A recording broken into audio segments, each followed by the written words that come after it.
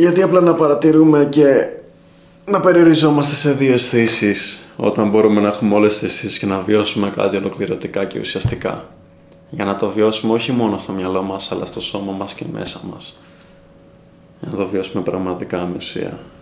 Γιατί πιστεύω ότι έτσι πραγματικά είσαι χαρούμενος. Έτσι πραγματικά εκτιμάς τον χρόνο σου και βιώνεις πράγματα που έχουν ουσία για σένα. Όταν θα κάνεις scroll έστω για 5 λεπτά, μπορεί να είναι και 10 λεπτά, αν δεν είναι κάποιες ώρες συνεχόμενες, δεν νιώθεις ότι κάπου χάνεσαι. Δεν είναι σαν όλο αυτό να μας απορροφάει κάπως. Και δεν λέω ότι είναι κακό το Instagram, σε αυτό που συμβαίνει ότι απορροφούμαστε στο scrolling.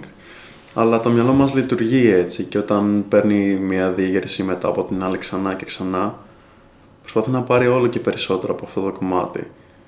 Και θέλει όλο και περισσότερο από αυτό. Και νιώθω ότι όταν συμβαίνει αυτό, χάνουμε τις πραγματικές ικανότητες που έχουμε εμείς για το τι ωραία κατάσταση μπορούμε να δημιουργήσουμε στη ζωή μας.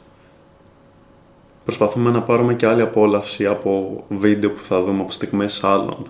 Μπορεί να είναι κάτι που σου αρέσει, μπορεί να είναι κάτι που θέλεις να κάνεις. Και όσο περισσότερο βλέπουμε, τόσο περισσότερο φεύγει η προσοχή μας από το τι μπορούμε εμείς να κάνουμε και να καταφέρουμε. Δηλαδή, οι ικανότητες που έχεις στη ζωή σου είναι πραγματικά απεριόριστες στο τι μπορείς να καταφέρεις, στο τι μπορείς να ζήσεις και τι να βιώσεις. Μπορείς να βιώσεις οτιδήποτε θέλεις, αρκεί τη σκέψη σου να τη κάνεις πράξη.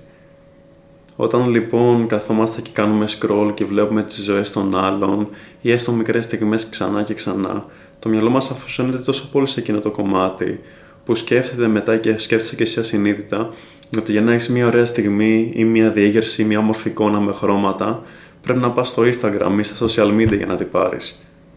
Και δεν βλέπει την πραγματικότητα το μυαλό μας, γιατί δεν έχει συνηθίσει να τη βλέπει, που είναι ότι ό,τι θέλεις, γιατί να μην πας να το κάνεις εσύ και να το δημιουργήσεις ο ίδιος στη ζωή σου. Αν θέλω να γνωρίσω κάποιο όμορφο άτομο ή μια νέα παρέα, γιατί να μην πάω έξω σε μια δραστηριότητα και να το κάνω, από το να πάω σε ένα βίντεο και να δω μια παρέα να περνάει καλά μεταξύ τους.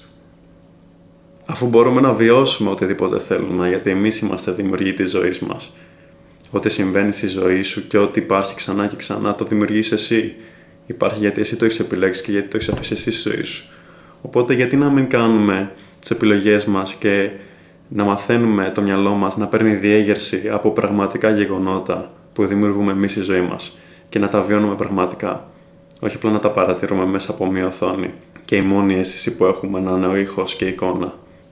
Αυτά από μένα.